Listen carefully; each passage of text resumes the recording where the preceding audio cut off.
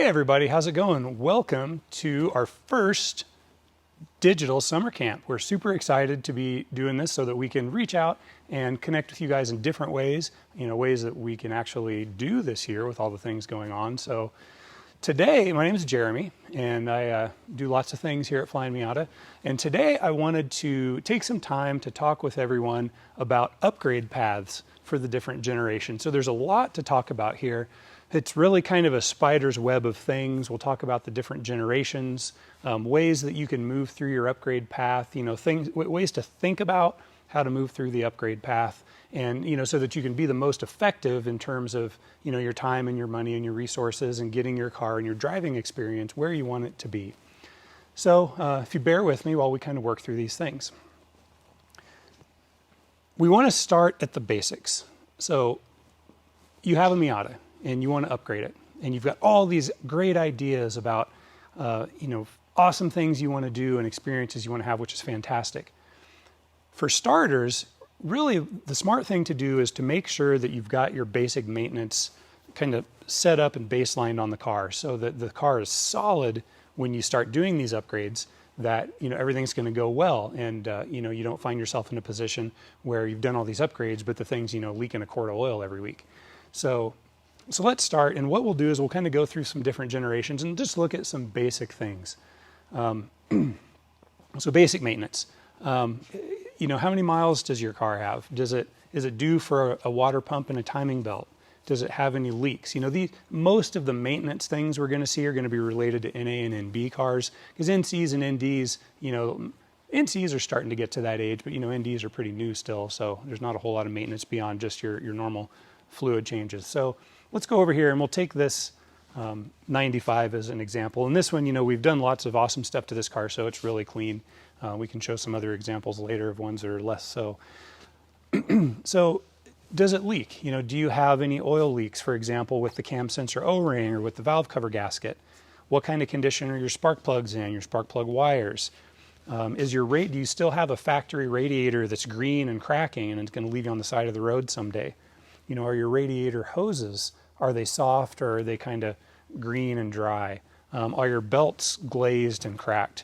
So it's really important, if you want to have a positive long-term experience with your upgrade path, to take some time to focus on getting the maintenance done so that the basis of the car is solid. Also with the older cars, remember that these are cars from the 90s. They're getting pretty long in the tooth, and fortunately the metal, the chassis, all that stuff is in really great condition, most likely still, as far as structure, cosmetics aside, because different people have different ideas of how they want the car to look cosmetically, and we won't kind of dive into that because that's a personal preference.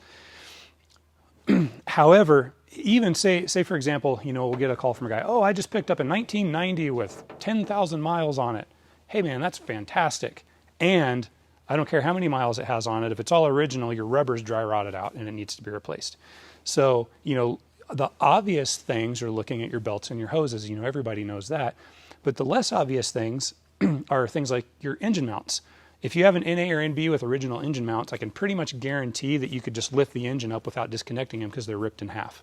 And, if you're doing performance upgrades, that's the kind of thing that you want to pay attention to, especially if you're adding horsepower. So, do you want to go ahead and do your engine mounts? Another really important one on the older cars, people know about, oh, I'm going to upgrade my shocks and my springs. Awesome. What about your A-arm bushings? The A-arm bushings are rubber and they wear out, just like the engine mounts do. And when those start to get worn out, even if you have awesome shocks and springs, you can still have a lot of crashing in the chassis when you're going over like railroad tracks and expansion joints and stuff, because those rubber bushings in the A-arms. And that is a pretty high effort thing, but it's also a pretty high reward thing to replace those. So try to think of the car as, a whole organic structure of what are the things you need to do to get the basis of the car on point so that you can get the most enjoyment out of your upgrade path moving forward, if that makes sense. So as we go through this presentation, if you guys have any questions, if there's questions that you post, I'm happy to field those, assuming they're kind of talking to general things. If you have specific questions, please email us at support@flyinmiata.com so that our customer service team can help you out with your specific question. Moving down the line, we've got some NAs, NBs, NCs here. So looking at basic maintenance, NDs, I'll just kind of go down the row in no particular order because we're walking. NDs, they're pretty new. Other than, like with any of the generations, paying attention to your driveline fluids. Obviously, everybody knows about oil changes, but you also have to think about, is my transmission fluid in good shape? Is my differential fluid in good shape? And those are things that when you're bringing your basic maintenance up to par that you want to pay attention to as well. And just, pay attention to your factory manual that's in your glove box. It's going to have your change intervals and all that. And just pay attention to it. It's important. Remember, oil is cheaper than metal. Oil is cheaper than metal. Remember that. Okay. So on the ND, though, really there's not a lot else going on as far as just kind of getting your basic maintenance up to par. One thing that we do like to recommend on the NDs is this oil separator. Because the NDs are direct injection, your intake valves are going to thank you in the long run if you have an oil separator. It's just going to make the engine cleaner. So that's I kind of lump that into a maintenance thing because it's really helping to maintain the proper running of the engine by not having a situation where you get a tremendous amount. I mean, all intake valves get some buildup on the back sides of them, but with the direct injection, it can be kind of egregious. So moving down the line onto the NC. Here's something that maintenance-wise the NC suffers, that the NAs and NBs suffer as well, but it's slightly different. On the NC, not a whole lot of maintenance, generally speaking. This MZR engine is a pretty darn robust engine, other than belts, hoses, there's general stuff, your fluids. But one thing that is worth mentioning is the cooling system expansion tank, because on the NC, the cooling system expansion tank is pressurized, and it's plastic. And guess what happens when plastic gets old and brittle and it's under pressure? On the NAs and NBs, it's not pressurized. So while yes, it is a nice thing to upgrade those to some of the units that we offer because they just get gunky and nasty. On the NC, it's a different story because if these things get brittle, they'll blow out. So that is kind of a maintenance thing that you might want to pay attention to because NCs, started in 06. They're starting to show their age a little bit. Still generally speaking, pretty robust. And more NAs and NBs over here. So, catch cans are a good idea on NAs and NBs, really on any of them as well, the oil catch can, but it's not going to be quite as critical as on the ND because of the direct injection. So that's kind of some overview of some basic maintenance. Just pay attention, your brake fluid, your clutch fluid, is it dark and nasty? Does it need to be replaced? While you're in there, should you go ahead and take a look at your factory rubber brake hoses and your clutch hose and replace those with the steel braided units so that when you do the fluid, you're going to have a nice PTFE line steel braided hose as opposed to a rubber hose that's disintegrating and making the fluid nasty. Your clutch slave cylinder, those things are maintenance items on these cars. On NAs and NBs, your main relay is a maintenance item. On 99 2000s, your coil packs and your cam sensor are maintenance items. Things to keep in mind so that the car is up to level, once again, so that you can get the most enjoyment out of your upgrade path, which we will get to next. So you want to upgrade your Miata. Awesome. You are totally in the right place. That's what we live for. So there's a couple things to talk about first. Bear with me. Everybody wants to start out by thinking, oh, I want this and I want that, and this is the type of racing I'm going to do, and this and that. Let's reel it back in just a second. Two of the most important things to talk about before you get into the details are, what are my goals for the car? And I mean the big picture goals. How am I going to use this car? Because the path that you go down is going to be completely different based on your goals. And, we're fortunate. We have customers from the full spread, and we have options and, products we sell for the full spread of different types of goals from, this is my daily driver. I want to have a little bit more fun with it. Or even, hey, this is my daily driver. My shocks are worn out, but I don't want to put stock shocks back in it. Or my radiator's worn out, but I don't want to put a stock plastic radiator back in it. All the way to, guys that do some performance, do some mountain carving on the weekends, or guys that do some autocross, or guys that do some, high performance driving events, some lightweight track days, all the way to guys who get serious with track days. And then to the far end of it, guys who actually dedicate their Miata to track work, where they take it off the street and trailer it, which is smart if you're going to be doing a lot of track work. So we've got this whole spread, but really thinking about that first is going to allow you to get in a place where you can make better decisions in the beginning so that over the long run, you're putting your time and your money in the most efficient place to get to the end goal that's going to make you happy. Make sense? Once you've really spent some time thinking about that, and be honest with yourself, when it comes to your time and money, both of those things are very important. You really want to be honest with yourself about how you're really going to be using the car and not how you think you're going to be using the car.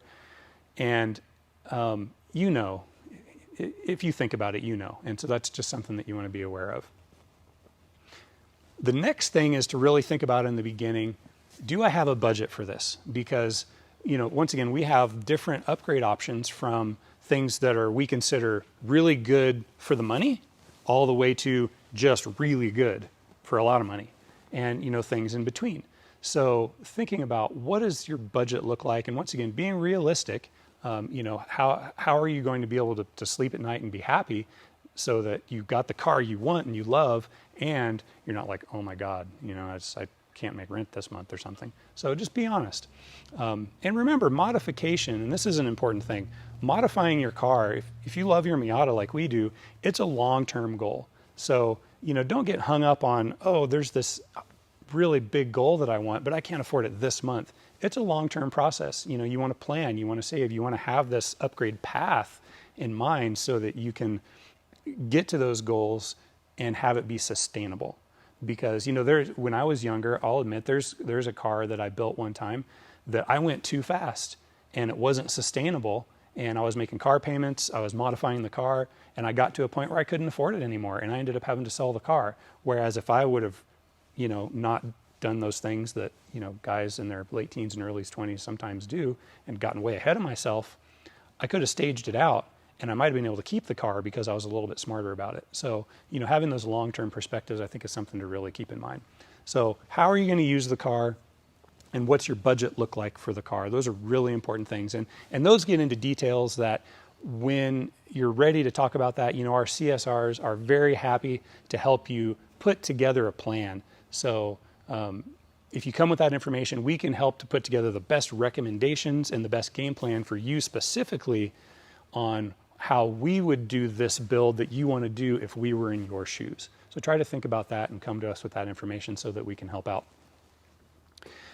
So let's get to type of driving. And here's where we're going to start to get into kind of the pieces parts a little bit more. With an upgrade path, there's a few ways you can go about it. You know, some guys just say, hey, I've got the cash, I'm going to do it all. And that's great. Other guys say, hey, I need to spread out these expenditures. And so I'm going to do a little bit here and I'm going to do a little bit there. What should I do first? You know, that's a really common question. And for the most part, the priority order of how you proceed down this path is really kind of up to you for the most part. You know, if you're saying, hey, should I do my suspension first, or should I do my brakes first, or should I do my horsepower first? The only place we would probably step in is to say, if you're planning on adding a lot of horsepower, it really is pretty smart to go ahead and get the brakes and the suspension and the safety done first before you go and add a lot of horsepower. Because, you know, doubling the horsepower of the Miata on stock brakes and stock shocks and springs isn't necessarily the safest thing to do if you're going to take it out and drive aggressively. So that aside, most of these things are really going to be kind of determined by just, you know, what's important to you and how do you want to proceed. So let's categorize these into some different things. It's all organic, it all fits together, but we still want to kind of talk about it a little bit separately. Let's start with suspension. So for all the different generations, you know, we have various suspension packages that are going to be more suited to different driving styles. We start with our basic Flyin Miata Stage 1 and Stage 2 suspension packages. And the Stage 1 packages have Flyin Miata springs, which are custom springs that we've developed over, you know, this stuff we've been developing for decades, so it's really well dialed in. And Coney shocks. And then also we have a Stage 2 version that adds the Flyin Miata sway bars. And then for the NA and NB and NA versions, We've got a stage 1.5 and 2.5 that also adds some rear top hats if you have a lot of bottoming out in the rear, because the NAs don't have a lot of travel in the rear, and so this gives you a couple extra centimeters of travel for compression travel. Once again, our techs are happy to talk about the details. I'm trying to hit the high points to cover everybody because we have limited time here today. So, for most people, if this is your street car, if this is your daily driver, if you're doing maybe an autocross or an HPDE day once or twice a year just for fun, we recommend going with one of these packages that has the FM springs and sway bars and the Coney shocks. It's going to have the best ride quality. It's going to be very smooth. Actually, we all think it's better than a stock ride, to be honest. It's going to lower the car a little bit, but not too much. And it's going to give you an excellent high-performance street driving experience where you're not going to, you're not going to be rattling your kidneys out. It's a good quality ride that's easily daily drivable, and it's competent on track. It's not going to be the fast setup at the track, but it's competent if you're having fun. Where you kind of get into the gray area is, for guys that want to maybe take the autocrossing or the track days a little bit more seriously, but they don't want to go full on with it. That is where you can kind of get into some personal preference, and you want to just have the information so that you can make the best choice for you. We also have a couple different levels of coilovers, and the coilovers, and really all of these suspensions technically are coilover suspension, but in the aftermarket, when you think of coilovers, you're thinking of something that has the adjustable lower perch. It's probably got a 2.5-inch spring that's a little bit more aggressive. We have the VMAX, and VMAX is excellent for the money. It's probably the least expensive setup that we have, and so a lot of street guys say, hey, I'm going to get the VMAX because it's the cheapest. No. In 6 months when you're driving the car, daily driving it, you're not going to remember the $200. You're going to remember, hey, I got the right suspension and I'm happy with it. And so, don't worry about the small amounts of money. Worry about the experience you want to have in the long run. The VMAX works well on the street. It's great for the guys who really want to lower their car because that setup generally, even though it's ride height adjustable, generally guys do run that lower. It's not as smooth as the Coney and FM spring setup. It's not harsh. It's not harsh like the factory Bilsteins. The factory Bilsteins that have always come in, the R packages and cars like that, and the Miatas, those are harsh. And we really don't like those. So it's not like that. But it's just not quite as street friendly. Now, if you're kind of on the fence of, I want to take my track days a little bit more seriously, but I don't want to go full bore, and this is kind of a high performance street car, then the VMAX could be right for you. And so like I said, there's that gray area, and that's one of those places where we want to give you the information so that you can sleep on it and you'll know. Just be honest with yourself so that in 6 months you say, hey, I made the right decision. And if you want to get into details, talk to our CSR guys and we can help you out. Then we get on to something like our Fox coilovers. Now the Fox are high end, and they're basically just amazing for everything. They're amazing on the street. They're amazing on the track. Especially, we have them for all 4 generations. And I was actually just talking with Keith about this a little while ago, especially in the NC. The Fox in the NC is one of the best handling suspensions that I've personally ever driven on any car. The turn-in is laser sharp with the Fox on the NC. It's phenomenal on all the generations, but the suspension geometry on the NC is a little different, and it just works so well. So if money's not an object, if you just want to go full bore and have the best experience, just go with the Fox, and you're going to be happy that you did. So within the suspensions, we've got different packages for different driving styles. And so just kind of to recap, really think about being honest with yourself about what makes the most sense for you and where you're going to be the happiest with, 6 months down the road that you got the right setup. So that's suspension. Now let's take a look at brakes. Miatas come with okay brakes. The newer ones are better than the older ones. And if this is just purely a street car, the stock brakes are probably fine. We have a lot of brake upgrade options from, I have stock brakes and I want to keep that, but they're worn and we just need new brakes. And so we can get you into some slotted rotors, some upgraded pads, upgraded lines, while keeping the stock calipers and the the basic setup. And that's generally what we would recommend for most street drivers.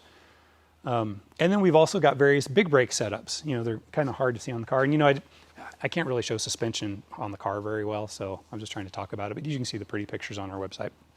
Brakes, we can show you a little bit.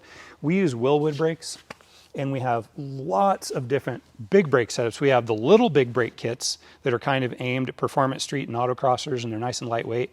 And we've got big brake kits that get into bigger calipers, and then even bigger brake kits that get into big 6-piston calipers in the front.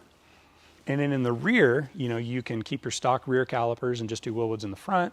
Or we also have a really great Willwood 4-piston in the rear that has e-brake so that you pass tech inspections. And keep in mind that the e-brake it's not great, but it allows you to pass a tech inspection. And for guys who are driving aggressively, it's a very worthwhile trade-off. So you just want to make sure to keep your car in gear if you park it on a hill. The thing about the brakes is for street driving, there's not a tremendous amount of difference, because where the big brakes really come into their own is in their ability to dissipate heat. On track, this is a big deal. On track, if you have a car that you're driving hard, especially if you've added forced induction horsepower of some sort, you're going to tax your stock brakes, and at some point you're probably going to have an off because of it. I've done it. You know, turn 1 at our local track got renamed the Ferber straight because of me, and that was because of an FM2 turbo system, you know, running stock brakes. And about 3 laps in, done. So fortunately, you know, no small animals were hurt in that incident. But anyway, when you get on track, having a brake system that has the ability to shed that heat is a really big deal. And to a benefit, they're also lighter weight. Lots of guys still run them on the street. It's totally can, but it's one of those overkill things. So here's another place where with the suspension, I was really trying to drive home being honest with yourself about what your goals are, because I think in the long term, that's a really big deal with suspension. Brakes, that's also true. And overkill in brakes is not a bad idea. So with suspension, you want to really dial in on what makes the most sense. But with brakes, you just need to be at least at the right level. And if you want to be higher than that level, that is totally fine. So we have guys running 6-piston brakes on street cars. It's 100% overkill, but there's really no reason not to if you've got it in the budget. So with brakes, you at least need to be up to level so that your car is in a safe position for the style of driving, the aggressiveness of your driving, and you know, all those other factors that come into play when you're dealing with, I need to stop my car so I don't crash, which is the most important thing. So once again, we have a lot of brake options. Please reach out to our customer service team if you want to dial into some specifics for your car. So suspension, brakes, more upgrading. Now maybe let's take a look at safety. Roll bars in Miatas are a really great idea. I'm sure we have pictures around, you know, showing Miatas that have rolled with roll bars and Miatas that have rolled without, because yes, you can actually roll a Miata. We have seen it happen. Over here, we've got a couple examples. And, you know, a lot of people want to think about the fun stuff, the horsepower, but you really need to think about the safety as well, just like you need to think about the maintenance. So, you know, here we've got an NA and NB. One without a roll bar, one with a roll bar. If you were to catch a wheel sliding and flip the car, which car would you want to be in, right? Now, a lot of autocrossers, for example, don't run a roll bar because of the weight penalty. And I've personally never seen a car flip autocrossing. Maybe it's happened, I don't know. I haven't personally seen it. I have seen the aftermath of cars flipping on track and on the street. And it's not good. So, and on track, basically there's no track anywhere in the country that's going to allow you, that I'm aware of, to allow you to go on track without a roll bar.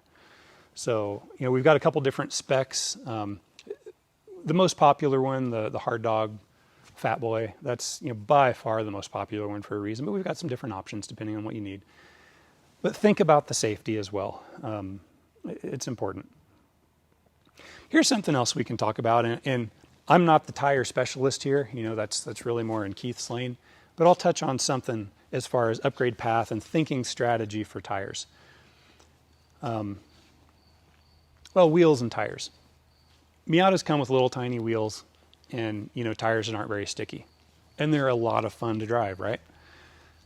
We have a host of different wheel sizing options. We typically stick with a certain diameter for any given generation for a reason. But then the tire is really up to you. We've got some recommendations. Something to think about with tires, and this is another thing where you really want to think about your driving style, is, not only, hey, is this just a GT car and I don't need tires that are going to wear out in 8,000 miles? Or is this a dual duty car? Or is this a pure track car where I want to run, race our compound, really, really sticky tires? The middle ground is where most people find themselves. Now, if you're doing a lot of track time, it is worth your time to just have a dedicated set of wheels and tires for the track. It just is, because just like with all season tires, trying to find something in that middle ground, if you're taking it seriously, is always a compromise and never as good. Same with summer tires and winter tires. If you have an all season tire on your sedan, it's not as good as summer tires in the summer, and it's not as good as winter tires in the winter. It's just not. So if you have a Subaru, it's probably a good idea to have your summer tires and have a second set of wheels with winter tires on them, just so you can take advantage of what a Subaru can do in the winter. If you have a Miata and you're tracking the car, it's considering all the other expenditures that you go through in your upgrade path and where you want to go with the car, having a second set of wheels and tires for the track really isn't a huge extra expense, considering that tires are going to wear out anyway, especially if you're tracking your street tire. So that's something to think about. And the one other thing to think about with tires is, yes, the biggest, stickiest tire that you can put on the car does have more grip. It grips and grips and grips and grips, and then it Supermans. So when you're thinking about your tire, also think about, you've probably driven a Miata on stock tires and had a tremendous amount of fun because it's very playful and it dances with you when you're up towards the limit, versus having a tire that's just stick, stick, stick, stick, stick, bye, right? It's real. So this is another one of those places where if you're really honest with yourself about how you want to drive the car and how you want the car to behave, you can be a little smarter with picking out your tire size and your tire compound to accommodate that. Because on the street, for example, stick, stick, stick, stick, Superman probably isn't going to be as, well, it's your choice. If it were me, I would rather have something that dances on the limit a little bit so that I'm not finding myself in the ditch or, stuffed into another car. And I can have a little more fun, and I can play with the car at something a little bit less than the limit. On track, you want to play at the limit. On the street, it might be smart to find a place where you can play a little bit below the minute to get your fun without taking it too far, if that makes sense. Personal choice, but just food for thought on the wheels and tires. Okay, so, geez, we've covered suspension, we've covered brakes. Cooling.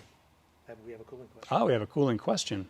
So, with the end goal of a stage 1 turbo on an NA, cooling upgrades seem to be a bit of a rabbit hole. The cross-flow radiator, reroute, fan upgrades, and etc. as options. What do you recommend as a minimum upgrade path for a turbo kit? Okay, that's a great question. And actually, it's a good segue. I was going to start to talk about turbos and all the things that go into turbos. So let's go ahead and talk about cooling for a minute. And I'll see if I can expand that into just the peripheral things. Let's save the turbo stuff for last, because it's the funnest, right? So let's start with cooling. And this is a little bit on the maintenance side, and it's a little bit on the necessary side. Let's say you want one of our turbo kits. Awesome. Super recommended.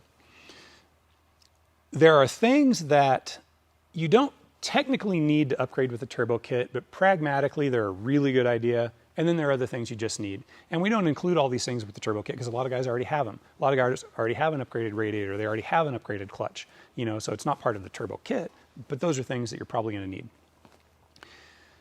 And for these, we'll focus on the NA and NB car. Obviously, at this time, there's not a turbo kit for the NC car.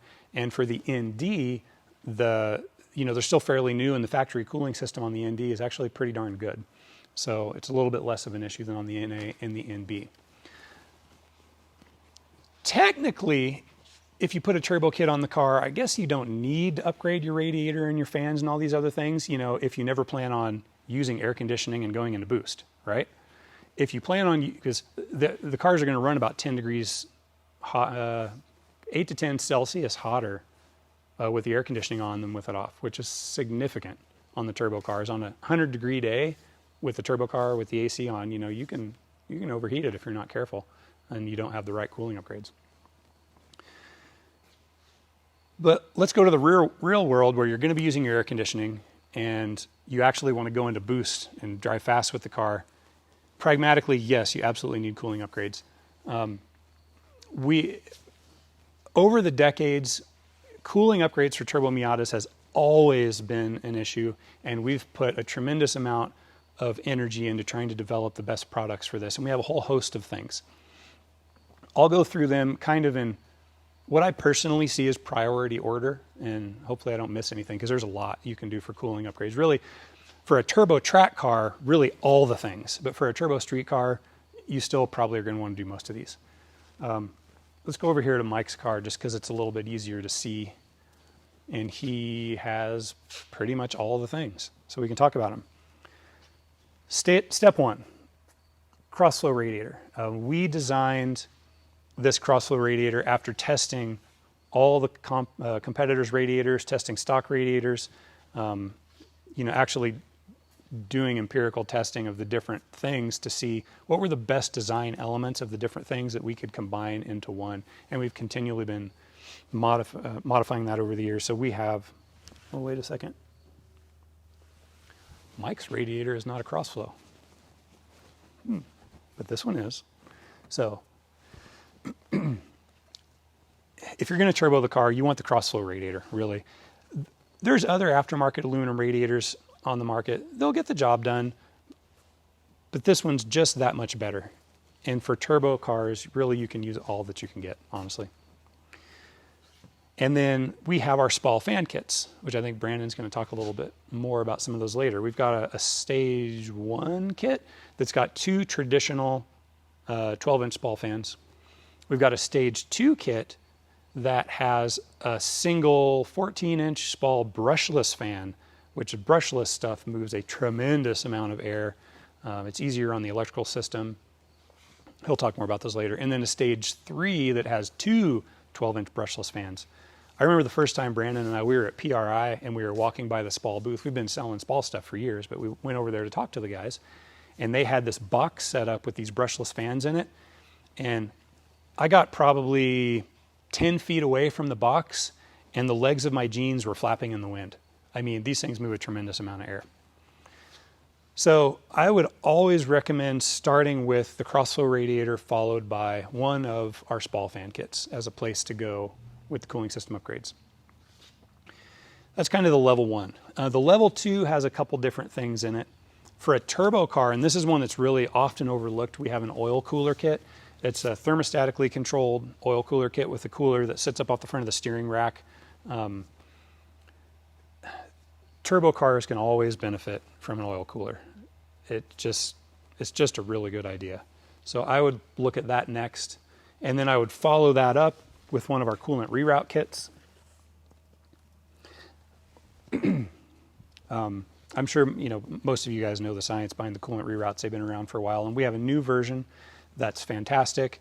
And we've also engineered this version to work specifically with the turbo kits, which none of the others on the market do, so that when you're looking at the direction of coolant flow, you're not dumping the hot water from the turbo back into the cool water coming out of the radiator. So we're trying to work this coolant flow so all the hot water is going through the radiator and then the cooled water going back into the engine. And so that's one specific feature of our current coolant reroute kits that you're not going to see anywhere else that is a big benefit to the turbo cars. So those 4 things are kind of the meat and potatoes for the cooling system of a turbo car. And then you kind of get into the icing on the cake. And that's going to be things like hood louvers. We've got a couple different hood louver options to help with heat exchange. And you want to look to where we have our diagrams of where they go, because we've actually done the manometer testing to determine where the highest pressure differentials are of the air coming over the top of the car, because you need that pressure differential to promote the extraction.